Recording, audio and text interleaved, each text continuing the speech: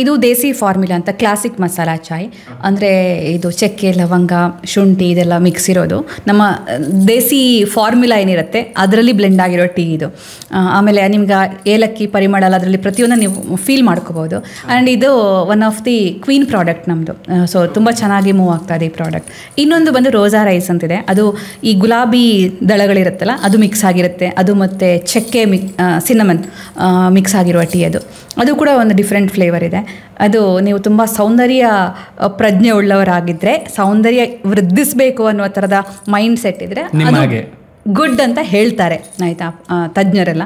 Like ಗುಲಾಬಿ ಅದೊಂದು ನಮ್ಮ ಬ್ಯೂಟಿ ಎನ್ಹ್ಯಾನ್ಸ್ ಮಾಡುತ್ತೆ ಏನಂತ. ಆಮೇಲೆ ಇನ್ನೊಂದು ಲ್ಯಾವೋಮಿಂಟ್ ಅಂತಿದೆ, ಅದು ಲ್ಯಾವೆಂಡರ್ ಸ್ವಲ್ಪ ಕಾಮ್ ಡೌನ್ ಮಾಡುತ್ತೆ. ಗ್ರೀನ್ ಟೀ ಅದು. ಸೊ ಲ್ಯಾವೆಂಡರ್ ಮತ್ತು ಗ್ರೀನ್ ಟೀ ಮಿಕ್ಸ್ ಆಗಿರೋದು. ಸೊ ಅದು ಡಿಫ್ರೆಂಟ್ ಒಂದು ಅರೋಮಾ ಕೊಡುತ್ತೆ. ಎಲ್ಲವೂ ನ್ಯಾಚುರಲ್, ಮತ್ತು ಏನು ಯಾವುದೇ ಕೆಮಿಕಲ್ ಆರ್ಟಿಫಿಷಿಯಲ್ ಫ್ಲೇವರ್ ಇಲ್ಲ ಇದರಲ್ಲಿ. ಈಗ ಎಸೆನ್ಸ್ ಹಾಕಿ ಫ್ಲೇವರ್ ಮಾಡಬಹುದು, ಅದು ತುಂಬ ಸುಲಭ. ಬಟ್ ಅದನ್ನು ಮಾಡೋಕ್ಕೆ ಹೋಗಲ್ಲ, ನಾವು ನ್ಯಾಚುರಲ್ ಆಗಿ ಇಂಗ್ರೀಡಿಯೆಂಟ್ಸೇ ಯೂಸ್ ಮಾಡ್ತಾ ಇದ್ದೀವಿ. ಅದ್ರ ಜೊತೆಗೆ ಇನ್ನೊಂದು ಜಾಫ್ರನ್ ಟಚ್ ಅಂತ, ಅದು ಕೇಸರ್ ಮಸಾಲಾ ಚಾಯ್. ಅದು ಶುದ್ಧ ಕೇಸರಿಯ ಪರಿಮಳ, ಸ್ವಾದ, ಜೊತೆಗೆ ನಮ್ಮ ಹೆರಿಟೇಜ್. ಮನಸ್ಸು ಬಯಸಿದಾಗ ಟೀ ಅಷ್ಟೇ, ಮನಸ್ಸು ಬಯಸಿದಾಗ ಕುಡಿಯುವ ಏಕೈಕ ಚಾಯ್ ಬೇಕು ಇನ್ನು ಮುಂದೆ. ಹೌದು, ಇನ್ನಿವಾಗ ಏನಾಗುತ್ತೆ, ಟೀ ನೈನ್ಗೋಸ್ಕರ ಮನಸ್ಸು ಬಯಸ್ತಾ ಇರುತ್ತೆ ಅವಾಗ. ಸೊ ಈ ಟೀ ಕುಡಿಯುವಾಗ ನೀವು ನಿರಾಳರಾಗಿ ಕುಡಿಬಹುದು, ಕುಡಿದ್ಮೇಲೂ ನಿರಾಳರಾಗಿರಬಹುದು. No artificial colour, no artificial, no synthetic, no artificial flavour, no synthetic colour. So it's a pure tea. Correct. ನಿಮ್ಮ ಕಡೆ T9 ಅನ್ನೋ ಪ್ರಾಡಕ್ಟ್ ಯಾಕೆ ಅದನ್ನೇ ಮಾಡ್ಬೇಕಂತ ಅನಿಸ್ತು? ಏನು ಬೇಕಾದರೂ ಇಡ್ಬೋದಿತ್ತು. ಹಾಂ, ಟೀ ಇದು ನಾನು ಕೊಡೋಕೆ ಹೊರಟದು ಟೀ. ಸೊ ಜನಕ್ಕೆ ಚಾಯ್ ಅಂತ ಹೇಳ್ಬಹುದು, ಅಥವಾ ಟೀ ಅಂತ ಹೇಳ್ಬಹುದು, ಚಹಾ ಅಂತ ಹೇಳ್ಬೋದು, ಆಪ್ಷನ್ಸ್ ಹಿಂಗಿತ್ತು. ಸೊ ಟೀ ಅನ್ನೋದೇನೋ ಜನರಲಿ ಬಾ ಒಂದು ಟೀ ಕುಡಿಯೋಣ, ಟೀ ಆಯಿತಾ, ಟೀ ಟೈಮ್ ಇವಾಗ, ಟೀ ಅನ್ನೋದು ವೆರಿ ಕ್ಯಾಚಿ ವರ್ಡ್ ಇತ್ತು. ಆಮೇಲೆ ಟೀಯನ್ನು ಅತ್ಯಂತ ಸುಲಭವಾಗಿ ಹೇಳ್ಬೋದು, ಅದೇ ರೀತಿಯೇ ಟೀ. ಮತ್ತು 9 ಅಂತ ಬಂದ್ಬಿಟ್ಟು ಅದು ನನಗೆ ಎಲ್ಲ ಥರದಲ್ಲೂ ಆಗ್ಬರೋ ನಂಬರ್ ಆಗಿತ್ತು. ನನ್ನ ಬರ್ತ್ ಡೇಟಿಂದ ಹಿಡಿದು ಎಲ್ಲವೂ ಕೂಡ, ನಾನು ವರ್ಕ್ ಮಾಡಿರೋ ಪ್ಲೇಸಿಂದ ಹಿಡಿದು ಎಲ್ಲವೂ ಕೂಡ ಅದು ಆಗ್ತಿತ್ತು ನನಗೆ. ಸೊ ಅಷ್ಟೇ ಸಿಂಪಲ್ ಆಗಿರಲಿ ಅಂತ ಸ್ಟಾರ್ಟ್ ಮಾಡಿದ್ದು. ಅದು ಬಹುಶಃ ಕಾಫಿ ಇದ್ದರೆ ಕಾಫಿ 9 ಆಗಿರೋದು, ಬಾದಾಮ್ ಇದ್ದರೆ ಬಾದಾಮ್ 9 ಆಗಿರೋದು.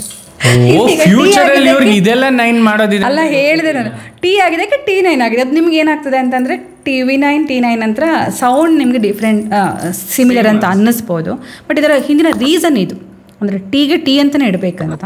ನೀವು ಟೀಗೆ ನಾ ಇನ್ನೇನೋ ಹೆಸರು ಹೇಳಿ ಅದನ್ನು ಅದು ಟೀ ಅಂತ ನಾನು ರಿಜಿಸ್ಟರ್ ಮಾಡ್ಸೋಕ್ಕೆ ತುಂಬ ಕಷ್ಟಪಡಬೇಕು. ಅದ್ರ ಮೇಲೆ ನೀವು ನೋಡಿದ ತಕ್ಷಣ ಗೊತ್ತಾಗತ್ತಲ್ಲ ಇದು ಟೀನೇ ಅಂತ. ಹಾಗಾಗಿ so next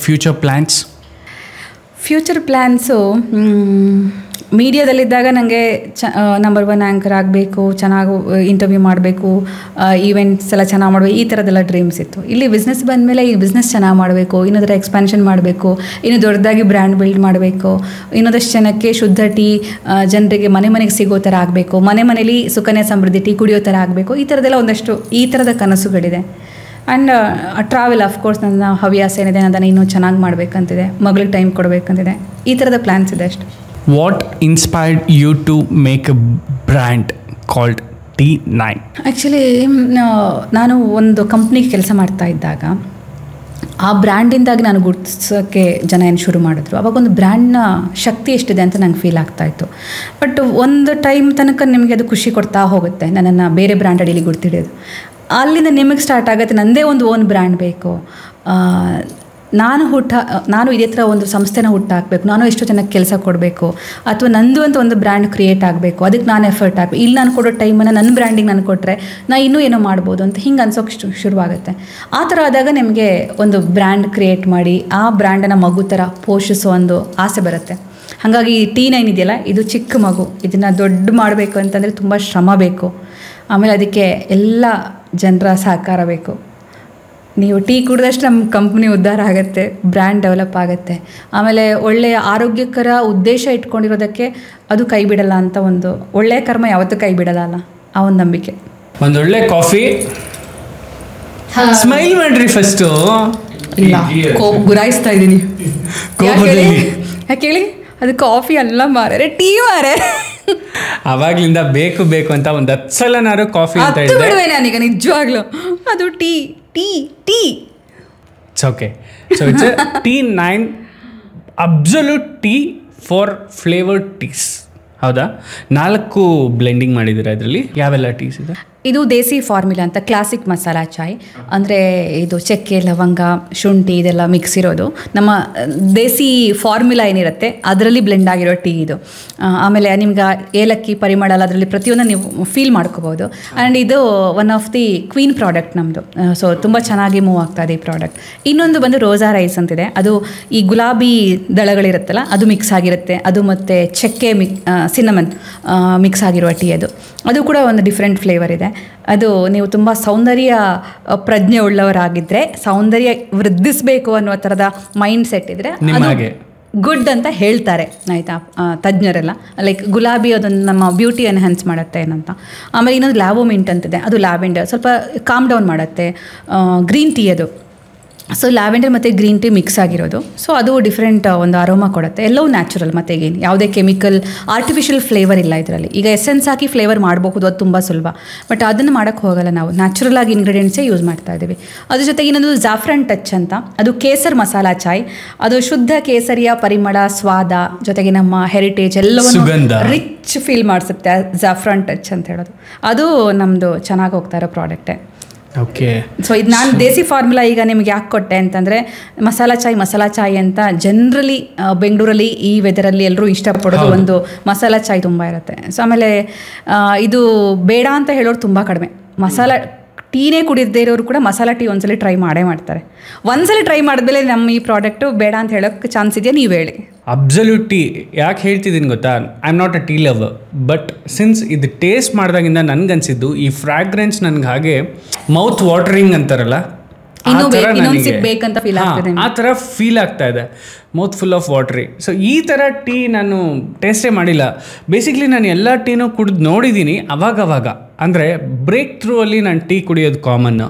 I am not a continuous tea drinker. ಮನಸ್ಸು ಬಯಸಿದಾಗ ಟೀ ಅಷ್ಟೇ. ಮನಸ್ಸು ಬಯಸಿದಾಗ ಕುಡಿಯುವ ಏಕೈಕ ಚಾಯ್ ಇದಾಗಬೇಕು ಇನ್ನು ಮುಂದೆ. ಹೌದು, ಇನ್ನಿವಾಗ ಏನಾಗುತ್ತೆ, ಟೀ ನೈನಿಗೋಸ್ಕರ ಮನಸ್ಸು ಬಯಸ್ತಾ ಇರುತ್ತೆ ಅವಾಗವಾಗ. ತುಂಬ ಚೆನ್ನಾಗಿದೆ ಈಗ. ಸೊ ಇವತ್ತು ಎಷ್ಟೋ ಜನರ ಲಕ್ಸುರಿ ಲೈಫ್ ಶುರು ಆಗೋದೆ 1 cup of tea with a cigarette. ಹೌದು. So Bangaloreans most probably 90% Bangaloreans smokers ಯಾರಿದ್ದಾರೆ, 100%ಅಲ್ಲಿ 90% their day starts with a cup of tea with a cigarette. So ಹಾಗಾಗಿ ಹೇಳ್ತಿದ್ದೀನಿ, ಸೊ ಅಂಥವರೆಲ್ಲ ಒಂದು ಸಲ ಟ್ರೈ ಮಾಡಿ. ಒಂದು ಸಲ ನಿಮ್ಮ ಮನೆಗೆ ತರಿಸ್ಕೊಳ್ಳಿ. ನಿಮ್ಮ ವೈಫ್ನ ರಿಕ್ವೆಸ್ಟ್ ಮಾಡಿ, ನೋಡಮ್ಮ ಇವತ್ತು ನಾನು ಆಚೆ ಹೋಗಿ ಸಿಗರೇಟ್ ಸೇದಲ್ಲ, ಮನೇಲೇ ಸೇದಬೇಕು. So I will have a free space to have a smoke at least myself. 1 cup of tea ಮಾಡಿಕೊಡು ಅಂತ. ನಿಜವಾಗ್ಲೂ ಆ ಫ್ರಾಗ್ರೆನ್ಸು ಮತ್ತು ಆ ಅರೋಮಾ, ಆಮೇಲೆ ನಿಮಗೆ ಮೌತ್ ಫುಲ್ ಆಫ್ ವಾಟ್ರಿ, ಅದು ಫೀಲ್ ಆಗುತ್ತೆ. ನಾನು ಹೇಳಿದ್ದು ಬಹುಶಃ ನೀವೇನಾದರೂ ಕುಡಿದ್ರೆ ಆ ಮಸಾಲೆ ಫೀಲ್ ಆಗುತ್ತೆ. ಹೌದು. And at the same time ಟೀನೂ ಫೀಲ್ ಆಗುತ್ತೆ ನಿಮಗೆ. ಆಮೇಲೆ ಇನ್ನೊಂದೇನು ಗೊತ್ತಾ, ನಮಗೆ ಯಾವುದೇ ಒಂದು ಕಾಫಿ ಆಗಲಿ, ಟೀ ಆಗಲಿ ಅಥವಾ ಆಹಾರ ಆಗಲಿ ನಾವು ಎಂಜಾಯ್ ಮಾಡಬೇಕಂದ್ರೆ ಸೇಫ್ ಅಂತ ಫೀಲ್ ಇರಬೇಕು ನಮಗೆ. ಇದರಲ್ಲೇನೋ ಕಲಬೆರಕೆ ಇಲ್ಲ, ಇದರಲ್ಲೇನೋ ಕೆಮಿಕಲ್ ಮಿಕ್ಸ್ ಇಲ್ಲ, ಟೇಸ್ಟಿಂಗ್ ಪೌಡ್ರ್ ಹಾಕಿಲ್ಲ. ಈಗೀಗ ಟೀಗಳಿಗೆ ಕೆಲವೊಂದು ಮಿಕ್ಸಿಂಗ್ ಎಲ್ಲ ಬರುತ್ತೆ, ಮರದ ಪುಡಿಯಿಂದ ಹಿಡಿದು ಟೇಸ್ಟಿಂಗ್ ಪೌಡ್ರ್ ಹಾಕಿ ತುಂಬ ಫುಡ್ ಅಡಲ್ಟ್ರೇಷನ್ ಆಗ್ತಾ ಇದೆ. ಸೊ ಅದೆಲ್ಲ ಭಯ ಮನಸ್ಸಲ್ಲಿ ಇದ್ದೇ ಇರುತ್ತೆ. ಸೊ ಈ ಟೀ ಕುಡಿಯುವಾಗ ನೀವು ನಿರಾಳರಾಗಿ ಕುಡಿಬಹುದು, ಕುಡಿದ ಮೇಲೂ ನಿರಾಳರಾಗಿರಬಹುದು. No artificial colour, no artificial, no synthetic, no artificial flavour, no synthetic colour. So it's a pure tea. Correct. ನಿಮ್ಮ ಕಡೆಯಿಂದ ಕರ್ನಾಟಕ ಜನತೆಗೆ ಒಂದೊಳ್ಳೆ ಪ್ರಾಡಕ್ಟ್ ಲಾಂಚ್ ಆಗಿದೆ ಹಾಗಾದ್ರೆ. ಸೊ ದಟ್ಸ್ ಜನ ಹೇಗೆ ರಿಸೀವ್ ಮಾಡ್ಕೊಳ್ತಾ ಇದ್ದಾರೆ? ತುಂಬ ಖುಷಿ ಆಗುತ್ತೆ ಜನರ ರೆಸ್ಪಾನ್ಸ್. ಆಮೇಲೆ ಒಂದ್ಸಲ ತಗೊಂಡಿರೋರು ಮತ್ತೆ ಅದನ್ನು ಹುಡ್ಕೊಂಡು ಬಂದು ತಗೊಳ್ಳೋದು ತುಂಬ ಖುಷಿ ಆಗುತ್ತೆ. ಆಮೇಲೆ ಕೆಲವು ತುಂಬ ಟಾಪ್ ಬ್ರ್ಯಾಂಡ್ಸ್ ಯೂಸ್ ಮಾಡ್ತಾ ಇದ್ರು, ಇದಕ್ಕೆ ಸ್ವಿಚ್ ಆಗಿ ಇದನ್ನ ರೆಗ್ಯುಲರ್ ಆಗಿ ಬೈ ಮಾಡ್ತಿರೋದು ಖುಷಿ ಆಗುತ್ತೆ. ಆಮೇಲೆ ಫೀಡ್ಬ್ಯಾಕ್ ಕೊಡ್ತಾರಲ್ಲ, ತುಂಬ ಖುಷಿ ಆಗುತ್ತೆ. ಹಾಗಿದ್ರೆ ನೆಕ್ಸ್ಟ್ ಮುಂದೆ ಇನ್ನೊಂದು ವರ್ಷ ಬಿಟ್ಟು ಪಾಡ್ಕಾಸ್ಟ್ ಮಾಡುವಾಗ business woman, let's welcome business woman Sukanya industries ವತಿಯಿಂದ ಸುಕನ್ಯಾ ಆನ್ ಸ್ಟೇಜ್ ಅಂತ ಹೇಳ್ತಾರ. ಹಾಗಾಗ್ಲಿ ಅಂತ ಪ್ರೇ ಮಾಡ್ಕೊಳ್ಳಿ. Let's hope for the best. Good going. Thank you sir, thank you so much. Taste once. And Akarsh ನನಗೆ ಇಷ್ಟು ಫ್ಲೂಯೆಂಟ್ ಆಗಿ ಆ್ಯಂಡ್ ಇಷ್ಟು ಕಂಫರ್ಟಬಲ್ ಆಗಿ ಮಾತಾಡಿಸ್ತೀರಾ ಅಂತ ಐಡಿಯಾ ಇರಲಿಲ್ಲ ಆ್ಯಕ್ಚುಲಿ ನನಗೆ. ಬಿಕಾಸ್ ನಾನು ತುಂಬ ಇಂಟರ್ವ್ಯೂಸ್ ನಾನು ಮಾಡಿರೋದಕ್ಕೆ, ಇಂಟರ್ವ್ಯೂಸ್ ಹೆಂಗೆ ತಗೊಂಡೋಗ್ಬೇಕು, ಹೆಂಗೆ ಅದನ್ನು ಇನ್ವಾಲ್ವ್ ಮಾಡ್ಕೋಬೇಕು, ಮತ್ತು ಎದುರುಗಡೆ ಇರೋರ ಬಾಯಿಯಿಂದ ತುಂಬ ವಿಚಾರಗಳನ್ನು ಹೊರತೆಗೆಯೋದಕ್ಕೊಂದು ನ್ಯಾಕ್ ಬೇಕಾಗತ್ತೆ. ಸೊ ಫೀಲ್ ಫ್ರೀ ಒಂದು ಆ್ಯಂಬಿಯನ್ಸ್ ಕ್ರಿಯೇಟ್ ಮಾಡಿ ಅವರಿಂದ ಮಾತು ಬರ್ಸೋದಿದೆಯಲ್ಲ, ಅದು ಚಾಲೆಂಜಿಂಗ್ ಆ್ಯಕ್ಚುಲಿ. ಆಮೇಲೆ ನೀವು ಆವಾಗಿಂದ ಇವಾಗಿನ ತನಕ ಒಂದು ಸ್ಮೈಲ್ ಮೇಂಟೈನ್ ಮಾಡಿದಿರಲ್ಲ, ಅದರ ಹಿಂದೆ ಎಷ್ಟು ಕಷ್ಟ ಇದೆ ಅಂತಲೂ ಗೊತ್ತು. ಸ್ವಲ್ಪ ಪೇಯ್ನ್ ಆಗುತ್ತೆ ನಿಮ್ಗೆ ಇವತ್ತಿಲ್ಲಿ. But I should really appreciate, ತುಂಬ ಚೆನ್ನಾಗಿ ಮಾಡಿದ್ರಿ ಆ್ಯಂಡ್ ವೆರಿ ಪ್ರೊಫೆಷ್ನಲಾಗಿ ಮಾಡ್ತಾ ಇದ್ದೀರಾ, ವೆರಿ ಹಾರ್ಡ್ ವರ್ಕಿಂಗ್. ಇಡೀ ಫ್ಯಾಮಿಲಿನೇ ಇಷ್ಟೊಂದು ಹಾರ್ಡ್ ವರ್ಕಿಂಗ್ ಟೀಮಲ್ಲಿ ತೊಡಗಿಸ್ಕೊಂಡಿರೋತಿದ್ದೀರಾ, ಹ್ಯಾಟ್ಸ್ ಆಫ್.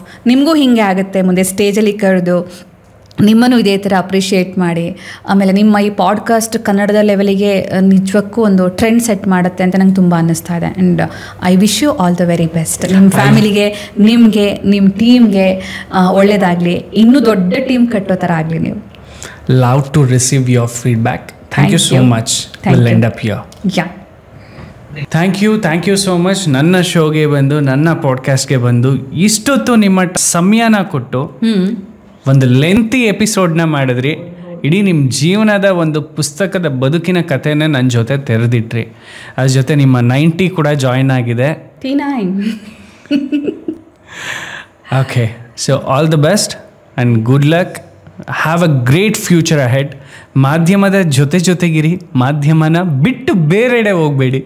ಬಿಸ್ನೆಸ್ ಮಾಡಿ, ಬಟ್ ಮಾಧ್ಯಮನ ಜೊತೆಲೇ ತಗೊಳ್ಳಿ ಅನ್ನೋದು ಮಾಧ್ಯಮ ಜೊತೆ ಕರ್ಕೊಂಡು ಬರೋಕ್ಕೆ. ನಾನು ಆ ಕಡೆ ಹೋದ್ರು ನೀವು ಬಂದು ಕರೆದು ಹೆಂಗೆ ನ್ಯೂಸ್ ಓದಿದ್ರಿ, ಹಿಂಗೆ ಬ್ರೇಕಿಂಗ್ ತಗೊಂಡ್ರಿ, ನಾನು ಮರಿಬೇಕಂದ್ರೂ ಮರೆಯಕ್ಕೆ ಬಿಡ್ದಿರೋ ಥರ ನೀವು ಮಾಡ್ತೀರಾ.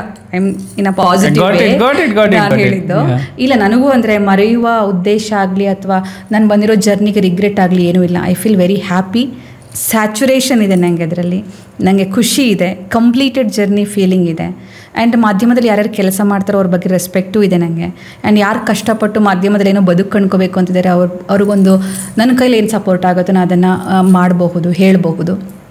ಅದರ ಹೊರತಾಗಿ ಏನಾಗುತ್ತೆ ಗೊತ್ತಾ, ಲೈಫ್ ಈಸ್ ನಾಟ್ ಓನ್ಲಿ ಮಾಧ್ಯಮ ಅಲ್ಲ, ಲೈಫು ಬಿಯಾಂಡ್ ಎವ್ರಿಥಿಂಗ್. ನೀವೇನು ಮಾಡ್ತಿದ್ದೀರಾ ಇಟ್ಸ್ ಒಂದು ಪಾರ್ಟ್ ಅಷ್ಟೇ ಲೈಫಲ್ಲಿ. ಅದ್ರ ಆಚೆಗೆ ನೀವು ಲೈಫನ್ನು ಬೇರೆ ಬೇರೆ ಆಯಾಮದಲ್ಲಿ ನೋಡೋದು ವೆರಿ ಇಂಪಾರ್ಟೆಂಟ್ ಹೇಳ್ತೀನಿ. ಒಂದರಲ್ಲೇ ಯಾವತ್ತೂ ಕಳೆದು ಹೋಗಬೇಡಿ ಜೀವನದಲ್ಲಿ. ಒಂದೇ ಉದ್ಯೋಗ ಅಥವಾ ಇದೇ ಬದುಕು ಅಂತ ಅಂದ್ಕೋಬೇಡಿ. ಆಮೇಲೆ ತುಂಬ ಕ್ರಾಸ್ ಆದಮೇಲೆ, ತುಂಬ ದೂರ ಬಂದಮೇಲೆ ತಿರುಗಿ ನೋಡಿದಾಗ ನಿಮ್ಮ ಲೈಫ್ ನಿಮ್ಗೆ ತುಂಬ ಮೊನಟನಸ್ ಅನ್ನಿಸ್ಬಾರ್ದು, ಕಲರ್ಫುಲ್ ಅನ್ನಿಸ್ಬೇಕು. ಅಂದರೆ ಇನ್ನು ಹೆಲ್ದಿ ವೇ ನಾನು ಹೇಳ್ತಿರೋದು. Thanks for watching this wonderful episode. So ಇದೇ ರೀತಿ ಪ್ರತಿಯೊಂದು ಎಪಿಸೋಡನ್ನು ಕೂಡ ವಿನೂತನವಾಗಿ, ವಿಶೇಷವಾಗಿ ನಿರ್ಮಾಣ ಮಾಡ್ತಾ ಇದ್ದೇವೆ. ಇದಕ್ಕೆ ನಿಮ್ಮೆಲ್ಲರ ಸಹಕಾರನೂ ಇರಲಿ. ತಪ್ಪದೇ ಸಬ್ಸ್ಕ್ರೈಬ್ ಮಾಡಿ ಕನ್ನಡ ಪಾಡ್ಕಾಸ್ಟ್. ಹಾಗೆ ಈ ವಿಡಿಯೋ ನಿಮಗೆ ಇಷ್ಟ ಆದರೆ ಮಿಸ್ ಮಾಡದೆ ಶೇರ್ ಮಾಡಿ and don't miss to like our episodes. Thanks for watching. Subscribe ಮಾಡಿ ಆ್ಯಂಡ್ ಬೆಲ್ ಐಕಾನ್ನ ಕ್ಲಿಕ್ ಮಾಡಿ so that every episode is gonna be notified. Keep watching. Spread smile forever.